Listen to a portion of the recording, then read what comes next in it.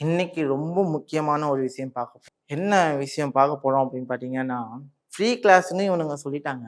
ஆனா 1,00,000 கேபிட்டல் கேட்குறாங்களேன்னு சொல்லிட்டு, ரொம்ப அத எந்த அளவுக்கு நெகட்டிவா போர்ட்ரேட் பண்ணலாங்கிற முயற்சியில நெறைய பேரு எப்படியாவது இவன ஏதாவது பண்ணணும் அப்படிங்கிற மாரி நெறைய முயற்சிகள் பண்ணிக்கிட்டு இருக்கீங்க. ஏன்னா, அந்த அளவுக்கு நான் Instagram டிஎம்ல நான் பார்க்குறேன்.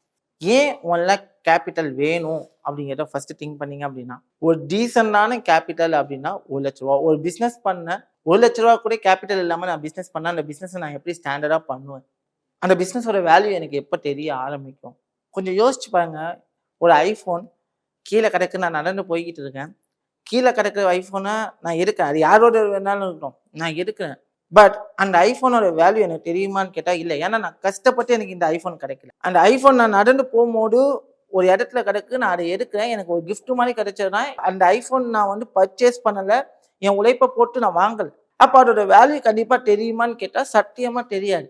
அதே மாதிரி தான் ஒரு பிசினஸ் பண்ண போறோம் அப்படின்னா, நான் முதலீடு பண்ணேன் அப்படின்னா, அந்த முதலீட எந்த அளவுக்கு தக்க வச்சுக்கிறதுக்கு முயற்சி பண்ணுவேன்.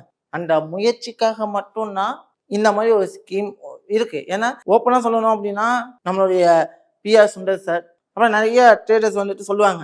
நீங்க என்கிட்ட படிக்கணும்னா இந்த அளவுக்கு கேபிட்டல் இருக்கணுங்கிறாங்க. அதே தான் நானும் சொல்றேன்.